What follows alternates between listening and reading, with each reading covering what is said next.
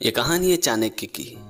काफी पुराने जमाने की बात है। एक बार मगध राजा के दरबार में चाणक्य के ऊपर यह आरोप लगा कि चाणक्य राजकोष से धन चुराता है। इस बात पे राजा को यकीन नहीं हुआ, बिलीव नहीं हुआ। तो राजा ने खुद इस मामले की जांच पड़ताल करने की सोची।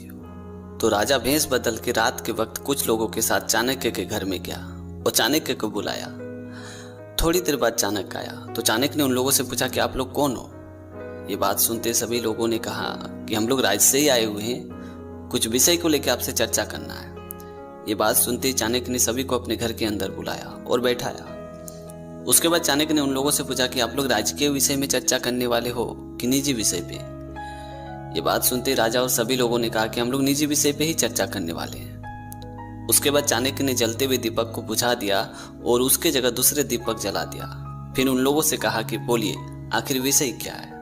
चाणक्य की यह हरकत देख के राजा को बड़ा ही आश्चर्य हुआ। तो राजा ने चाणक्य से पूछा कि आपने दीपक क्यों बदल दी। तभी चाणक्य ने राजा जी से कहा कि अभी मैं राजकीय विषय पे कार्य कर रहा था और इस दिए में जो तेल जल रही थी वो राजकोष के लाए हुए धन की थी, पर अभी हम लोग निजी विषय पे चर्चा करने वाले हैं तो मैं खुद के कमाए हुए धन का तेल जलाऊंगा ताकि राजकोष के धन का दुरुपयोग ना हो।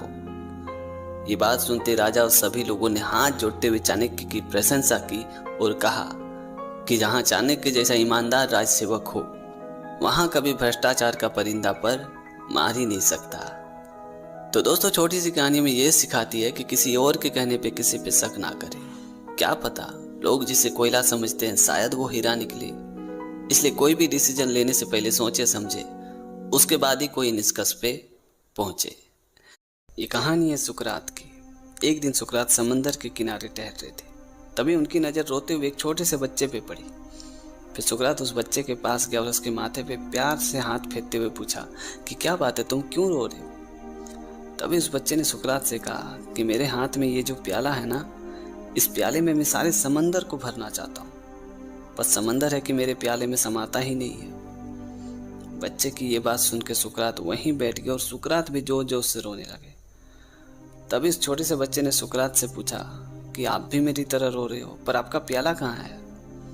तो सुकरात ने उस बच्चे से कहा कि तुम छोटे से प्याले में समंदर को भरना चाहते हो और मैं अपनी छोटी सी बुद्धि में सारा संसार की जानकारी भरना चाहता हूँ। आज तुमने सिखा दिया कि समंदर प्याले में कभी नहीं समा सकता है।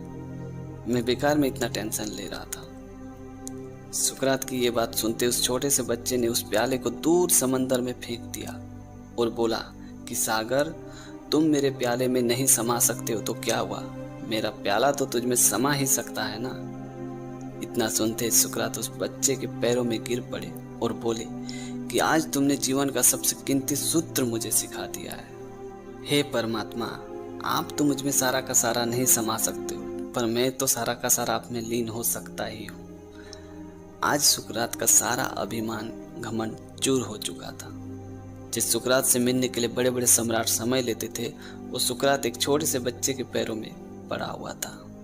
वो कहते हैं ना कि ईश्वर जब आपको अपनी शरण में लेते हैं तब आपके अंदर का मैं शब्द सबसे पहले मिट जाता है, या यूं कहो कि जब आपके अंदर का मैं शब्द मिटता है तब ईश्वर की कृपा होती है।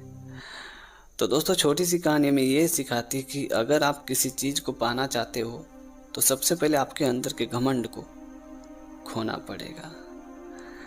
तो दोस्तों, आज की कहानी आपको कैसी लगी कमेंट करके जरूर बताना। और अगर आपने हमारे चैनल को अभी तक सब्सक्राइब नहीं किया तो प्लीज़ यार चैनल को सब्सक्राइब कर देना, क्योंकि इस तरह का कंटेंट मैं हमेशा अपने चैनल पे लाते रहता हूँ।